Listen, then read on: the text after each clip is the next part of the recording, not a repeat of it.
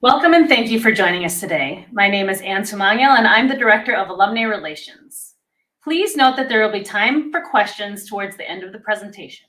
So if you have anything to ask President Bruess, please click the Ask a Question button at the bottom of your screen.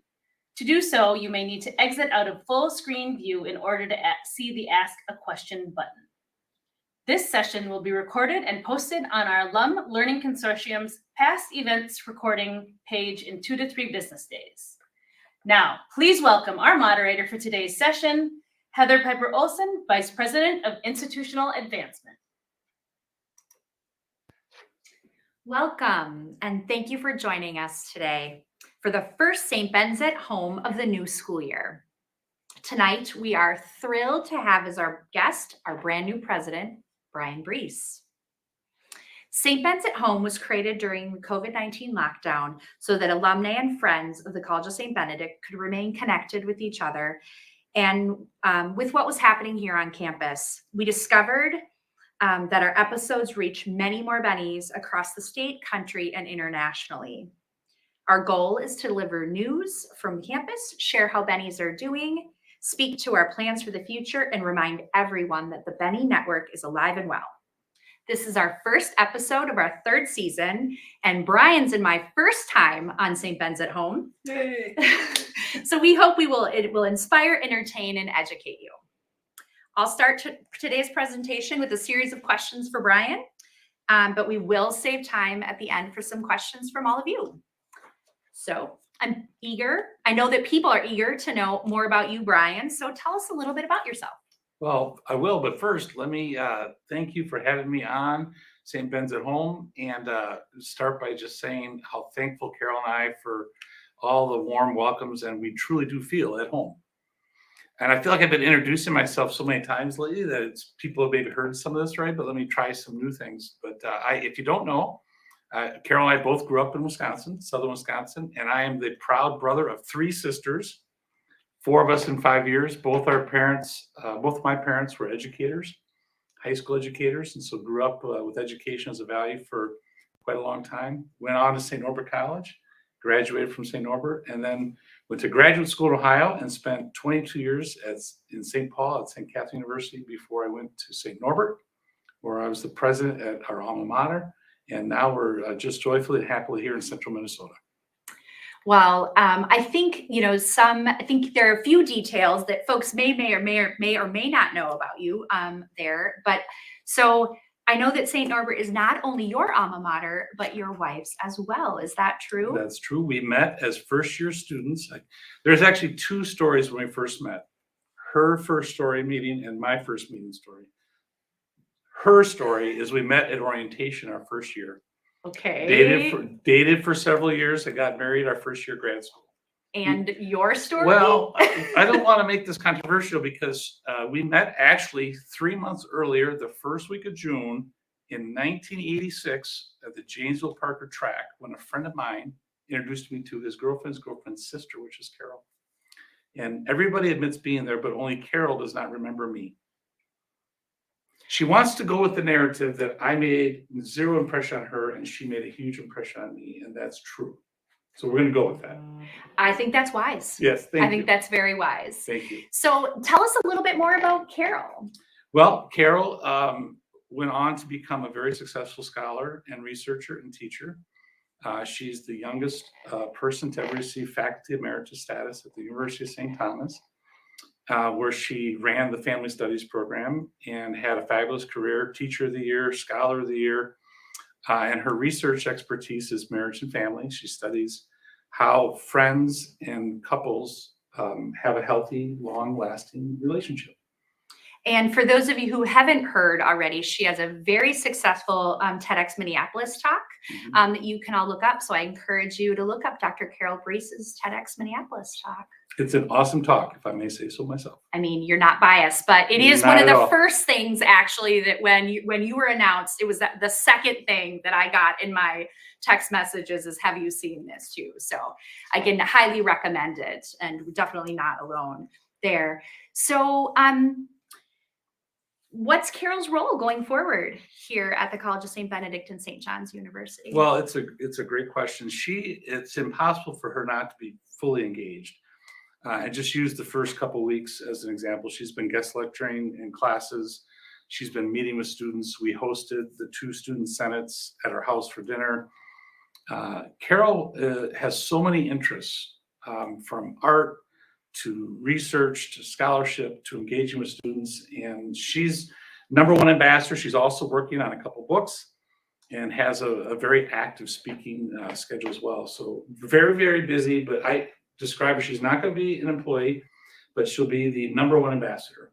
And the community, if you've not met Carol, you're going to really enjoy meeting Carol and really look forward to lots of engagement on her part. So where are you 2 calling home right now? Well, great question. We are living in Renner House on the St. Ben's campus. If you've not been to Renner House, we hope to have you there sometime soon. It's of course, the namesake, Sister Renner, is important to us, but we're loving it there. And we're there with both Carol, me, and our 92-pound Bernedoodle dog, who's just 2 years old. So George is still a puppy.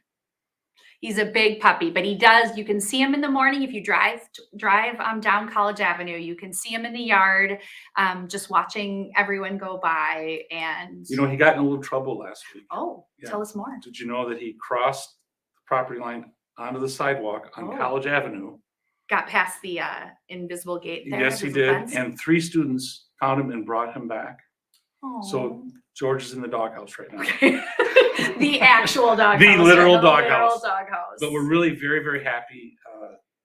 Feel very much at home, and just loving the Renner House, and have already had our first guests were the sisters. We thought it'd be appropriate. We had them over for some tea, and just had a fabulous time. They blessed us, which is always just a beautiful And you know gift. me, every Yeah. time they do the blessing, I cry. You're the Anyone who Kleenex. knows that, if the sisters do the blessing, I'm just a mess. It's such a joyful experience to be with them, and to experience their presence and their love and their passion for the place. And that's really why we're all here.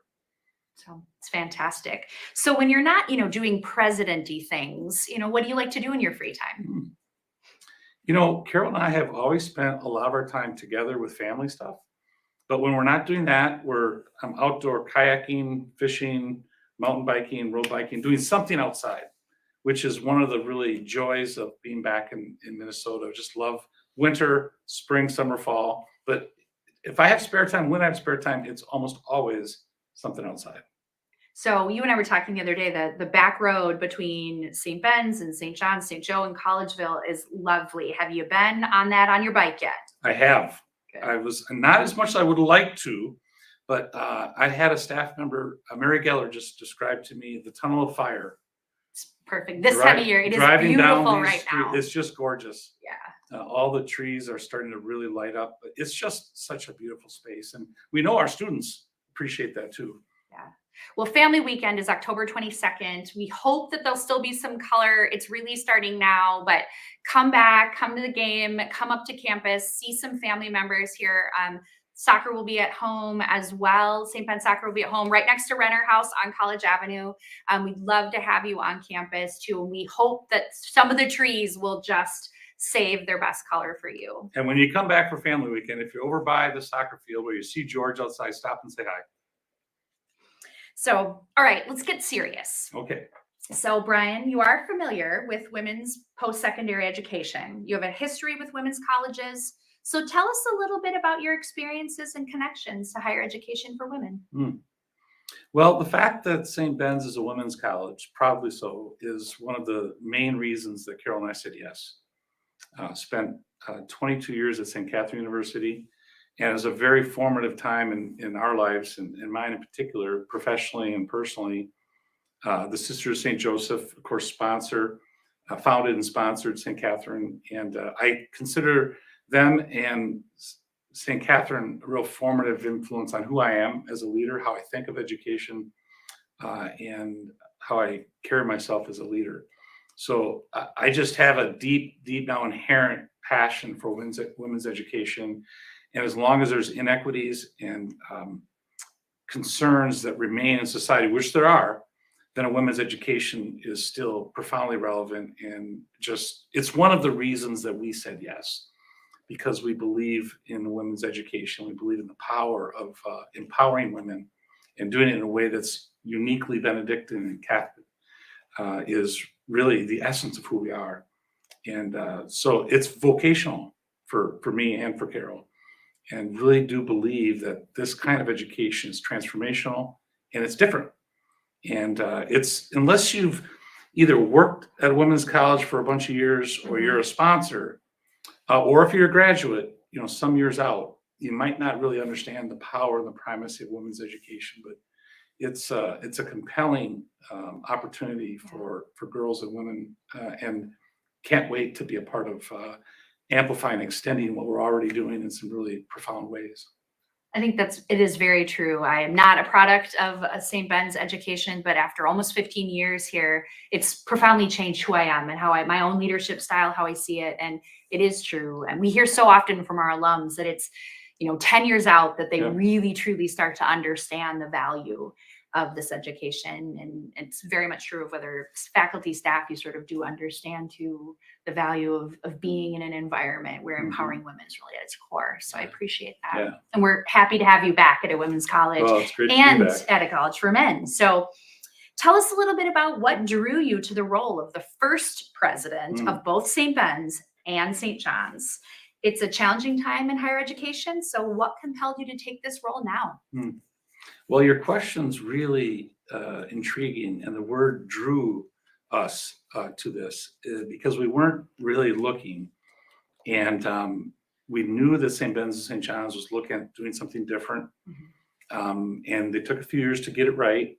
And when they launched that, I had a number of people encouraging me to look at it because they thought I'd be a good fit, and I really didn't initially look at it. And finally, a mentor of mine said, you really need to look at it. And the more we looked at the posting and the prospectus, the more we got drawn into it, and the more compelling and the more, it's just profound what the two corporate sponsors, the Sisters and the Monks and the Common Boards, are asking of these places. And so it really was the clarity of voice and the strength of vision that the Sisters and the Monks presented. It's the great reputation of St. Ben's and St. John's. And it's a fundamental belief that this kind of education is transformational.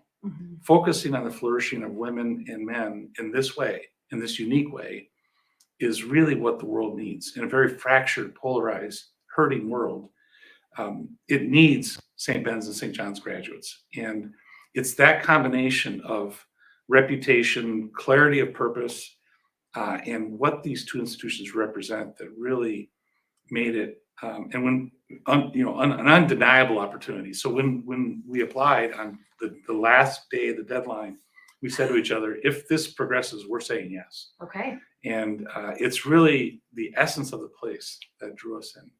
So you talk about that clarity of their voice and their expectations, their vision. How's that played out in the first very short, I will acknowledge 3 months is not very long, Right. but how have you seen it play out so far? Well, it cannot be overstated, the power of sponsorship, founding sponsorship endorsement of the direction we're going. So when the Sisters and the Monks worked over a couple of years, discerning differences of perspective and coming to this idea of strong integration, they recommitted to the places in a different way, in an even more extensive way. And that call to leadership means something to the Common Boards, to me, and to all of us. It's in their invitation of which we're responding to. And so not very often in higher education does a new president arrive with that clarity of purpose. And now here we are trying to articulate what that is, trying to engage alumni and alumnae in that definition and that shaping of what strong integration can mean. And that's where I'm seeing the real power of it, because we're doing this now in a more communal way. We've taken this vision and now we're bringing life to it, and we're giving shape to it. We're defining it. And it doesn't happen very often that there's that kind of collective pull toward the future. So you've used the phrase strong integration. I've used the phrase strong integration. We've been talking about it in some iteration for a handful of years, as you mentioned it. We didn't get here immediately, but I'm sure some folks could use a refresher on what strong integration is and maybe what it isn't. So tell us a little bit more. Yeah, the invitation to strong integration is about thinking about, for the first time, a single president, a single leadership team, and now common boards. So we used to have two 45-member boards. Now we have 44 people that serve as trustees for both institutions. And the charge is to be distinctively St. Ben's and distinctively St. John's, but take advantage of strong integration. And that's for purposes of being more nimble, more adaptive, and more responsive to the challenges we're facing, more efficient, more cost-effective. And we're finding ways to elevate to higher purposes the goal of strong integration for better outcomes and better learning, stronger enrollments, and a bigger impact on the world. So really, strong integration could mean doing things separately because they're distinctively St. Ben's and St. John's, and then finding ways to benefit students by collaborating more intimately. So taking this long history of collaboration and really elevating it to a more sophisticated level. And so it's the first time for common boards, the first time for a single president, the first time for a single leadership team. And it's really a governance and leadership and educational model that there's nothing like it in American education. Two separate corporations led by one president with one leadership team. And so it's unique. It's, I think, going to really has already caught the attention of Catholic higher ed. And I think when we emerge these next couple of years and have achieved some of these higher order outcomes, I think we'll have made a statement to the entire national scene of American higher education. A new way of leading and governing and educating students in helping them to flourish and succeed.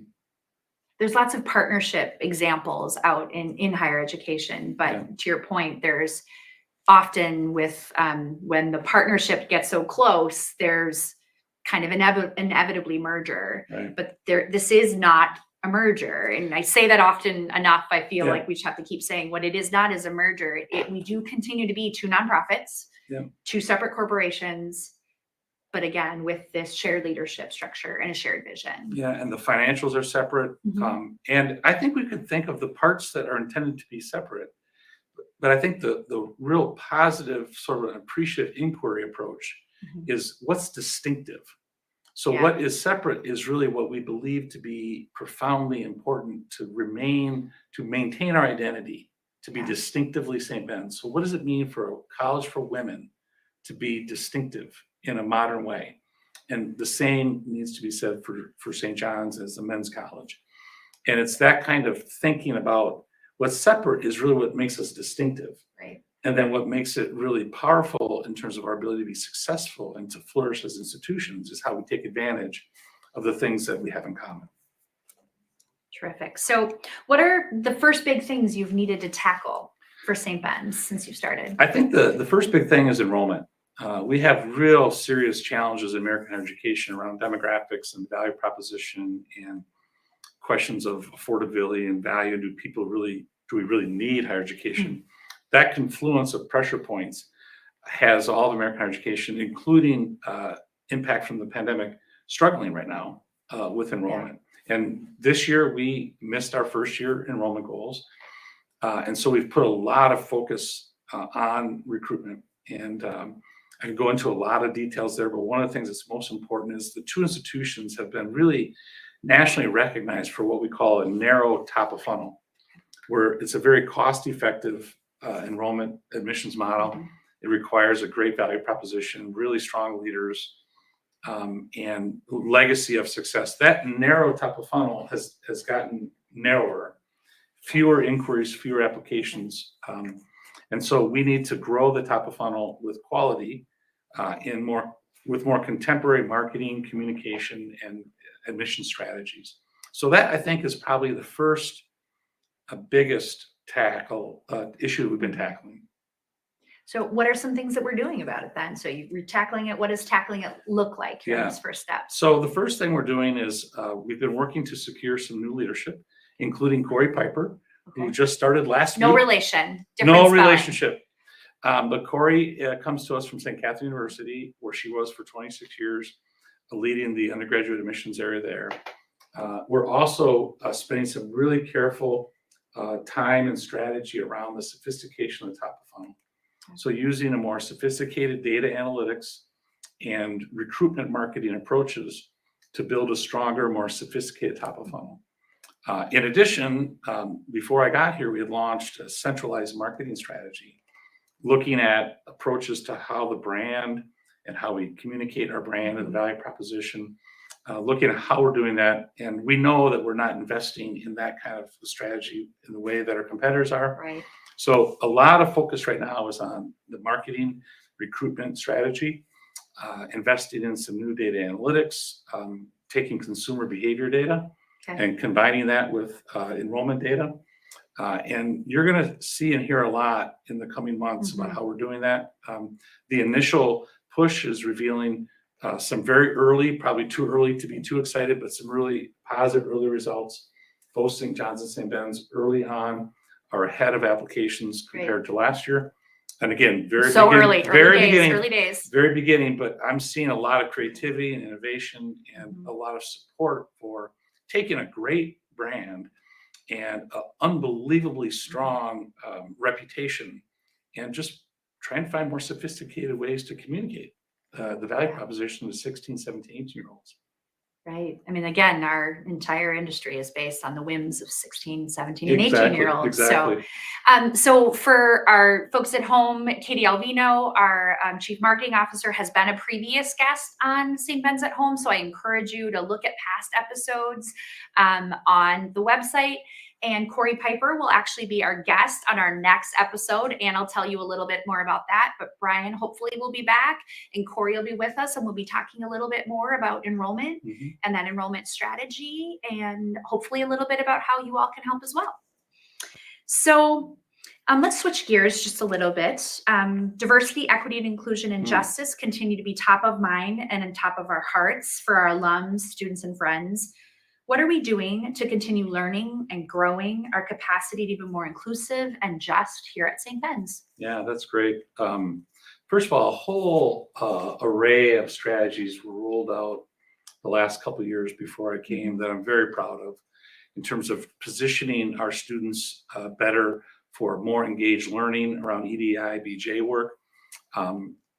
Built a new multicultural student center, which is really, if you haven't seen that, it's a beautiful space. It's great. Come visit. It's great. It's fabulous. And I think it's important that folks know that we're already doing some pretty fabulous work by integrating these constructs into the student experience, both the curricular and co-curricular infusion of the principles and the ideals around EDI, BJ work.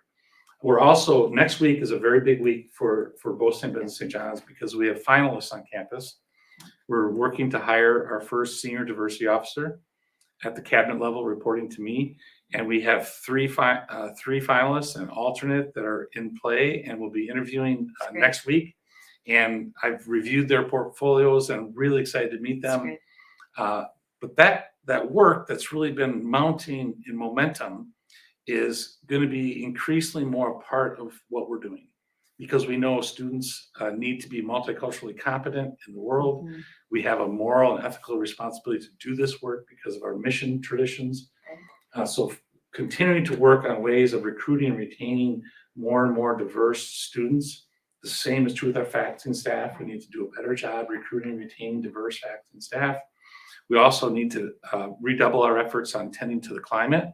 So when we recruit diverse thinkers and people that we're able to have a good experience. And so much of that begins with Benedictine hospitality, because we know that when people feel welcomed, they feel valued. And when a person feels valued, their opportunity to flourish goes up dramatically. And when they don't, it's fundamentally capped.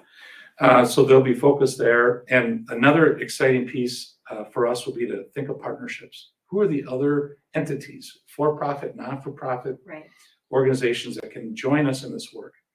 And one of our goals, curricular goals, is to engage globally and to embrace difference.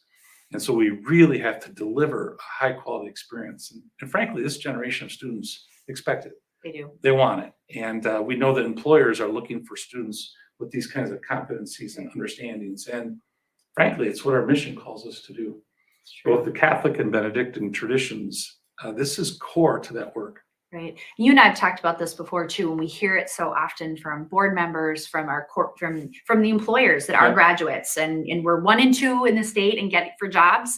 But we're part of the reason I do believe is that we are putting students out in the world, graduates out in the world who are interculturally competent, who are prepared to be better graphic designers, better bankers, better managers, better leaders, because they understand how to really value and understand and get to know and truly meet the needs of either their customers, their employees, their colleagues, and the world at large. And we hear that time and time again. Those are the expectations of a graduate of the College of St. Benedict. Absolutely. And the world needs these graduates. You know, all the tension, all the conflict, for our graduates to differentiate themselves. I think they do it on a regular basis because they understand the common good. Right.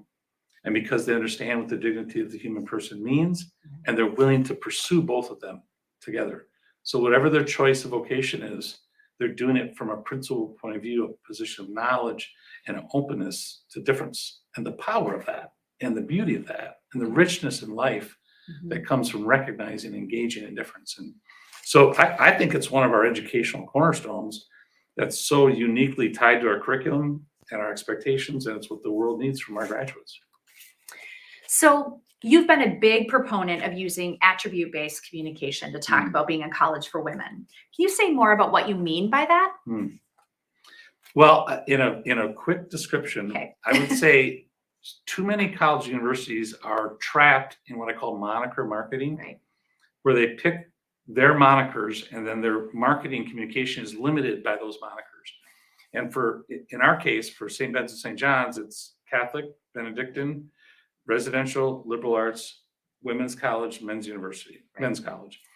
And if we don't go beyond the moniker, so when you and I talk about Catholic Benedictine women, all sorts of things cascade from that.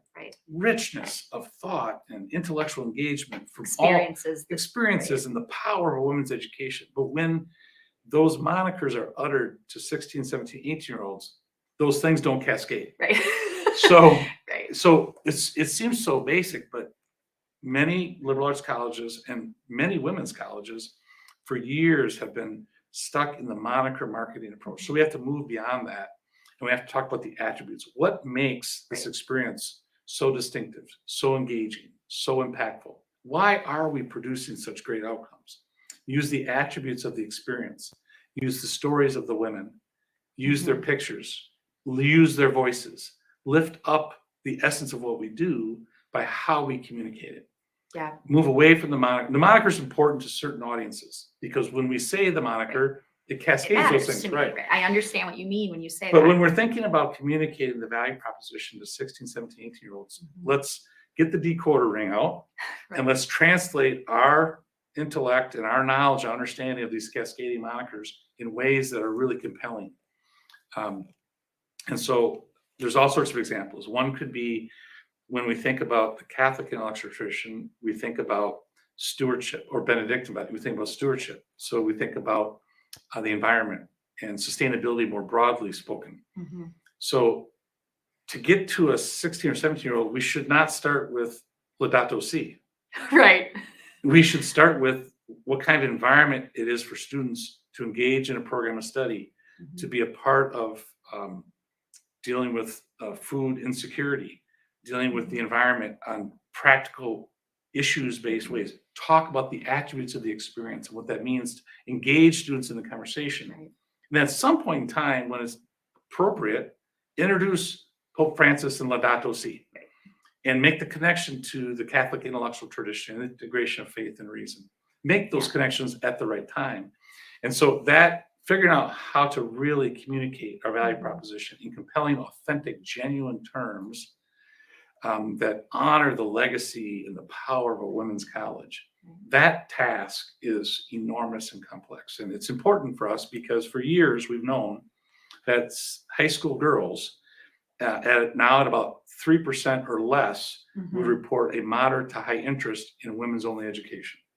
Right. So, but when you talk about the attributes and the kinds of experiences they have when they're here, it goes off the charts. Right. And so let's find that recipe of communicating and that strategy and sophistication, how we do that in sort of an omni-channel way, where Mhm. all the different mechanisms and approaches, whether it be digital or print or word of mouth, let's engage folks in the attribute level of the actual experience and move away from a more moniker-based marketing approach. So what we really don't want is a situation where people are saying this place isn't for me before Right. they've even figured out that this place is for them. Right. Right. And we know that's true. Yeah. Liberal arts, private, there's so many assumptions people make when it comes with those, if they Mhm. have any familiarity with the moniker too. Yeah. So, Another challenge with the moniker for us is around issues of affordability. right. When people hear the moniker Mhm. private, they think not affordable, Right. but they don't know that only 25 to 30% of our students graduate with no debt. Right. That we've got two of the lowest federal loan default rates in the state, and that our students are getting jobs, paying back the debt that they do have at remarkably impressive rates. So here's two places that have managed the affordability question really well. We want to make it more affordable, but the moniker private precludes them from knowing that at the front end. And we have to find ways to navigate those complexities. Absolutely. So you said this a little bit earlier about, instead of moving to expand and amplify what we do at St. Ben's, instead of, preserve and protect. What are some of the ways you think we can do that? Well, one way is how we talk about the place. Okay. And how we talk Mhm. about the vibrancy of this institution. Preserve and protect is more of I describe it as a deficit model, where we're trying to keep something as it is. What we really want to do is to amplify it and to lift it up and make more of it and make it more available to more people. So it's I describe it as an appreciative inquiry model. Take our greatest assets and lift them up to amplify and to expand and to, as opposed to kind of protect and hold and preserve as it is. We're going to preserve and we're going to protect the essence of the place, but we're going to do it by lifting up and amplifying and extending and engaging in more active and abundant ways. I think when I think about the sisters and their ability to adapt and modify and change over time too, I really do think we have good models of sort of how we do that too. This has always been a place where sort of there's been a willingness to change and grow with time. And I think Sister Coleman was a dear mentor, friend, leader for the college, all of those things too. And just watching her talk about sort of like, that constant lifelong learning, that ability to sort of, be that we can be different, that we can learn and make mistakes and change our minds. I remember, that idea that we can have a different opinion than we had yesterday if we learn a little bit more and we do something different too. So we don't have to hold on so tightly to who we were yesterday. As I've described to you before, Heather, the power of the sisters' vision and perspective, and the same can be said for the Abbey and the monks regarding St. John's. Seeing it in modern day form is inspiring, and it reminds me of how pioneering they were in the beginning when they established this amazing place, over 100 years ago, and all the things that they went through to make that happen, and all the iterations of entrepreneurial spirit and pioneering spirit. That's part of what makes the magic of this place so powerful. And to see that timeless Benedictine values play out for our students today it's their they're just legacy. As fresh right now, even though they're 1,500 years old. Right. It's their legacy. It's that pioneering entrepreneurial spirit that makes it so meaningful to students today. Thanks. So let's time travel a year from now and we look back. What do you want to see? How will you know that the year's been a success? That's a great question, because most days is day to day right now, right? Minute to minute. I think when we look back in a year, it's my hope and I think our collective expectation that we will have probably a week from today, a year and a week, we will have approved our new strategic plan. And we will have established a stronger enrollment for this year for next year than we have this year, that we will have rolled out the pillars of the strategic plan, and we will have engaged alumni and alumni across the country in helping us define what stronger integration looks like. And I expect us to be well into that plan a year from now. And I also expect that soon, hopefully before a year, the question of what is strong integration will no longer be new to people. Right. There'll be so many examples of how we can really be distinctively St. Ben's and St. John's, and to take great advantage of this opportunity to do it with stronger collaboration and connection. That's great. So at this time, we'd like to open it up to questions. And do we have any questions from the audience? We do. There's a question from Lisa from the class of 1989. Although CSB and SJU have many positive aspects to their histories and current relationship, there are also elements of harm, including the industrial boarding schools on our campuses and sexual assault. How are you committing to make sure that we are doing the work necessary to repair and heal these harms with outside groups in between the two schools? That's a great question. And I think it reminds us one of the other purposes of a women's college is how do we engage in real issues facing society, including our own history. So be it St. John's or St. Ben's, with the boarding school work and the work we're doing with First Nations right now is actually really quite impressive. And there's a lot more of that work to happen as we go forward, building on the history of recent history of offering apology, of engaging with them on their schedule, on their pace, inventorying artifacts that we have in our archives, making those available for repatriation, all these different ways in which we can engage with them in their terms to heal and to support them going forward is a commitment that the sisters and the monks and St. Ben's and St. John's have made, and even recently, as this week, continuing those conversations.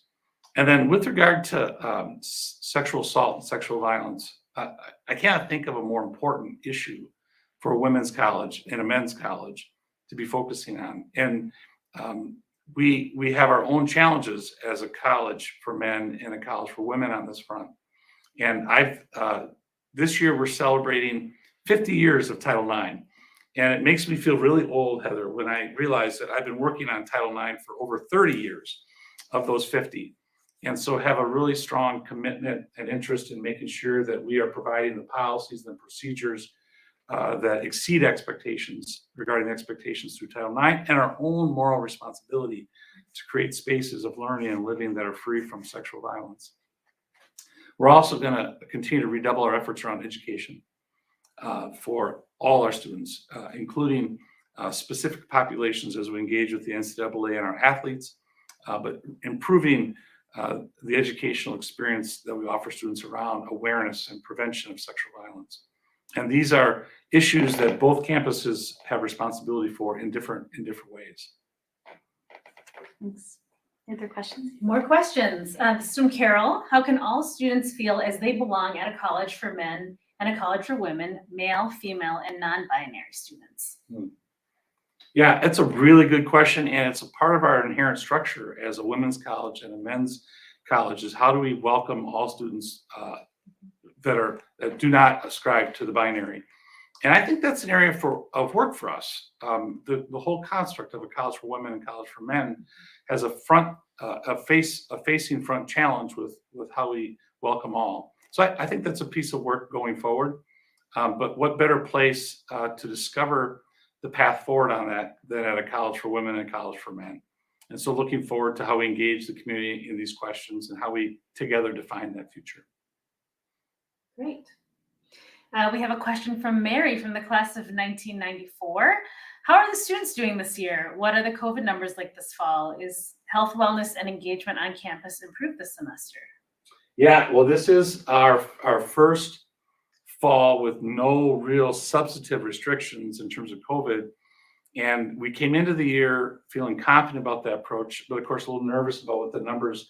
We had a few small surges, but last time I checked, I think we had 3 positive cases last week is what I was told.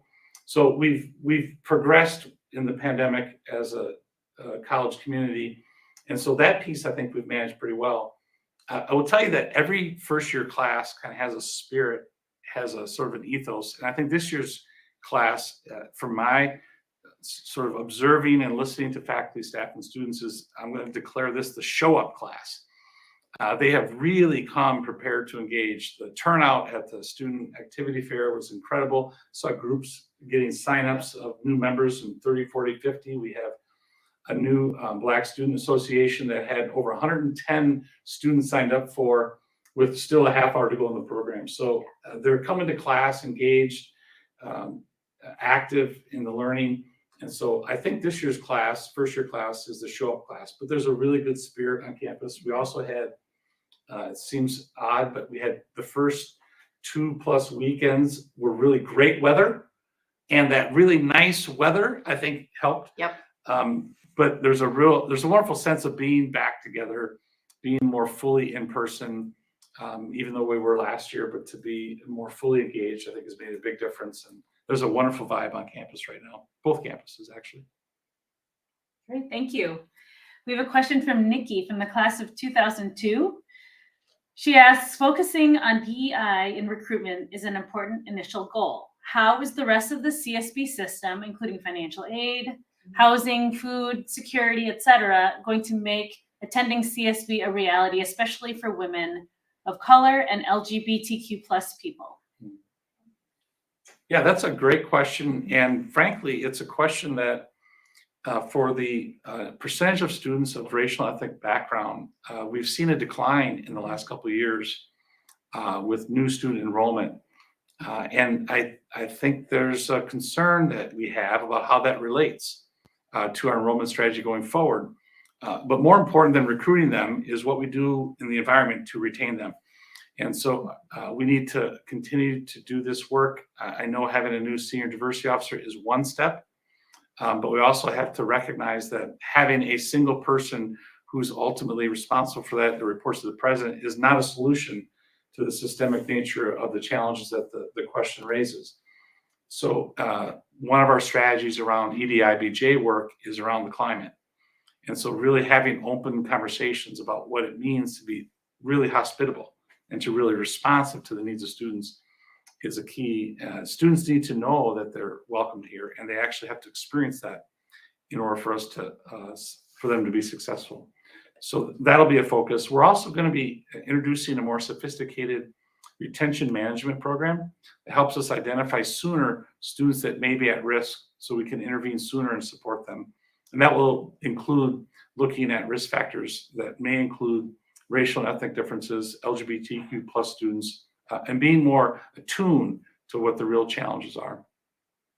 So for folks who've listened in the past too, I think there's been, we had our Advocates for Inclusive Mentoring was some folks from that student group involved and as well. And they're housed out of the Multicultural Center along with our Q+. And so Brian had mentioned that earlier, but I bring it up because I think some of the things that we've done on campus has been about actually making sort of centralizing, making it easy and visible and accessible to our students too, as well. So intentional living communities, affinity-based as well, I think have been some of the other things we're doing too. The other thing I'll say too, just to speak to this issue as well, is we also have a more intentional focus on student emergency funding, so that when we saw that right with COVID, that there were moments where students had immediate need, and being really intentional about that as well, and how we sort of provide access to students as well. So another piece, in addition to the financial emergency funding, is the question of financial aid. Right. And we're spending a fair amount of time right now looking at how do we optimize and leverage student financial aid in the most effective way to attract and retain the students that we most desire. And so we'll have an opportunity to review that set of policies and procedures. And already early on in Corey's tenure, we've already had a conversation about a couple of new ideas to leverage those precious resources even better. Thanks. All right, thank you. And just a reminder to the audience, if you'd like to ask a question and you don't see the button, you might have to exit out of full screen view in order to see the Ask a Question button. So please keep them coming. We have a question from an alum from 1989. How do you plan to advocate and represent the St. Ben's student and alum voice? How do I plan to represent and advocate for the St. Ben's alum's voice? Well, frankly, I think it's impossible to be a successful president unless you're listening really carefully to not only students, but also generations of alumni. And it begins by listening and really knowing that experience. And my single most important responsibility, aside from the welfare of our students, is stewarding the essence of St. Ben's to the world. And so the best way to do that is to know the experience and to listen to the alums. And one way we're going to do that is to engage you in increasingly more active ways, helping us to define what the future ought to look like and what ought strong integration mean and how can we manifest that in our plans forward. This spring, we're going to launch a strategic planning process that will inherently create opportunities for students, faculty, staff, and alumni to engage in helping us think about our future. We often talk about what's going to make a difference for these two institutions. And one of the things that I've learned in the first 90 days or so is that the Bennie Johnny network, it's a thing. It's a real thing that is really powerful. And the reputation that you all have for representing the two institutions is really profound. So one of my questions is, how do we amplify that? How do we extend that? And how do we really activate that and engage that in more compelling and effective ways? So you are a very important part of how we think about our future, and we encourage more engagement and more insight in what it means to you to have a healthy, flourishing St. Ben's. Great. We have another question from an alum from 1975. Where have you seen the mission of a women's college lived out on campus so far? Well, it was not in the dunk tank that they put me in. I was in the dunk tank, Heather. Yeah, I mean, I think right away, I think somebody asked didn't a student ask if you know how it worked? Yeah, and you're like, yeah, I've got some experience in the dunk tank. But it's a great question. And there's so many ways that I see it manifesting itself. The first way actually presented itself not only in the interview process, engaging with students as a candidate, but when I got to campus in April, Carol and I came to visit in April and May, I was really stunned with how comfortable, particularly the St. Ben students were at getting to the heart of the matter, asking really good questions and confidently, why do we think it's a good idea to have a white heterosexual male leading a women's college? What do you know about women's education? What do you know about students that have historically been underrepresented? Really, their willingness to engage on substantive questions. I think that's a hallmark of a women's college.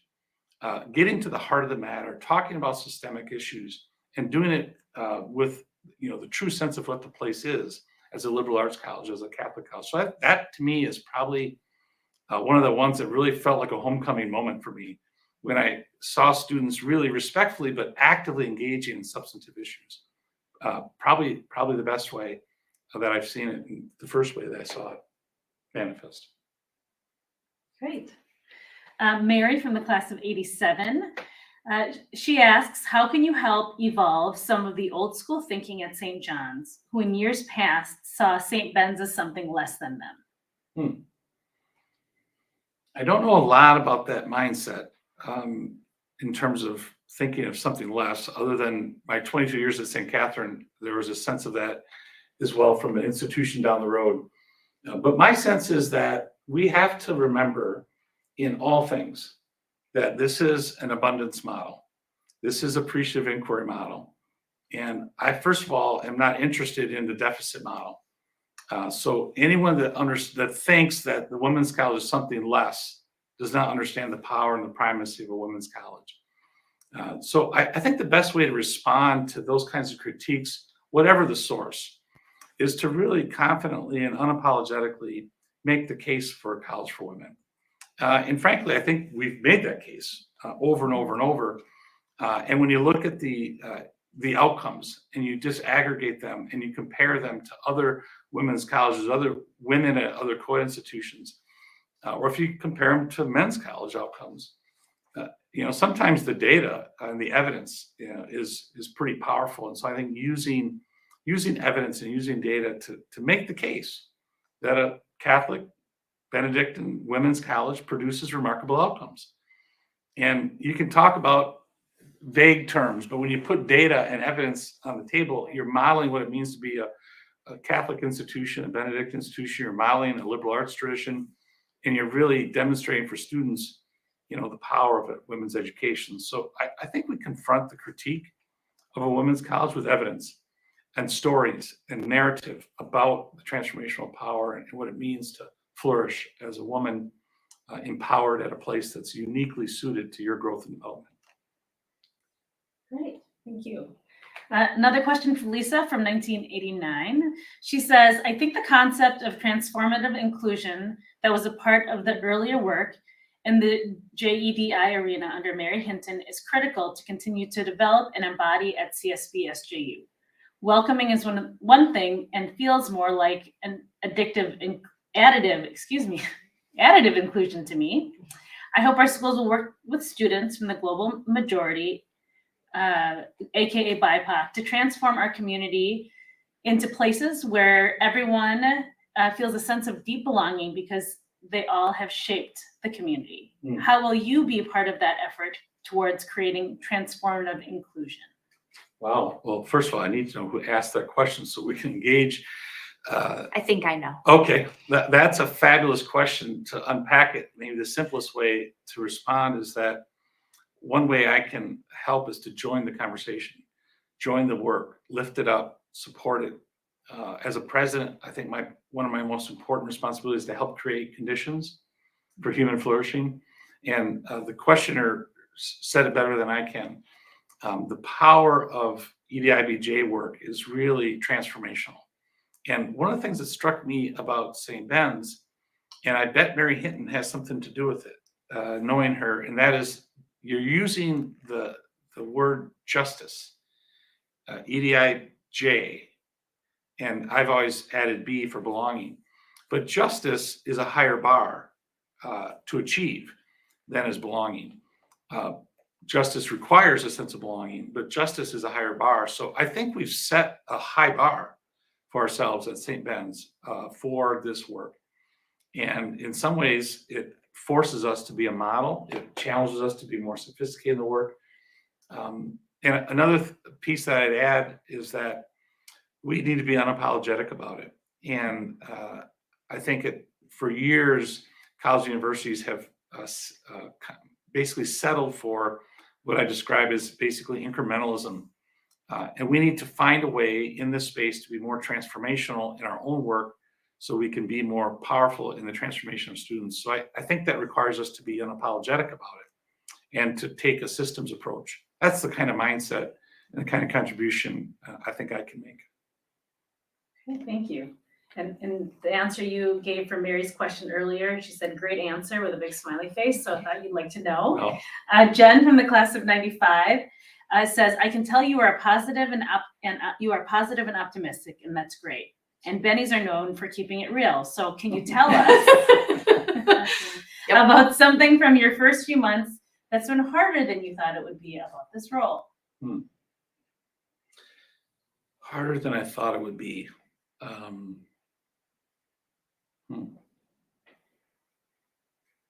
Well, I think the enrollment challenges are more significant than I thought they'd be. But I have to, my undeniable optimism also has to follow up and say that has also been buoyed by the fact that the value proposition, what's really happening in the classroom, in the co-curriculum is really powerful. And I discovered just a couple weeks ago when I got the initial enrollment report, one of the most stunning data points I've seen in my 30 years is when I saw the first year retention rate for St. John's and St. Ben's. For the last 10 years or so, there's been a little bit of a decline from high 80s, low 90s for St. Ben's and mid 80s to high 80s for St. John's on first year retention rate. They've been going down the last couple of years. Well, last year's first-year class came back for this year in record numbers. The St. John's retention rate went up from 85.3 to 85.6. The St. Ben's first-year retention rate went from 85 to 88.9. 88.9. That kind of a jump is unbelievable. And what that means is all that St. Ben's did, the faculty, staff, and students last year to stand up in a very difficult year on many levels was exceptional. Schools don't move that metric like that without a really profound commitment to education, in this case for women, by faculty, staff, kind of across the board. And so one of the things that I think is daunting is the enrollment task, but I'm buoyed by the hope that I see in how faculty in particular and staff have responded in these really challenging times. Most private colleges are reporting 3 to 5% declines during COVID years on retention. So these challenges that can be daunting, overwhelming at times are quickly followed up by real evidence to support a positive mindset about the future. When asked the question once about what your superpower is, you did say it was optimism, and it is 100% true. You do find your glass is half full, but we need that in this moment too. Sure. And but facing it with eyes wide open with reality of the situation we're in too. Just a couple more questions here. Our Bennie students are amazing women, and one of the pleasures of being here is the opportunity to get to know them. How do you hope to be connected to current students in the year ahead? Well, for both Carol and me, being connected with students is a primary prerequisite for being a good or great president. And so we're connecting with them constantly. Activity fair, I mentioned earlier, the 2 student senates were at the house for dinner.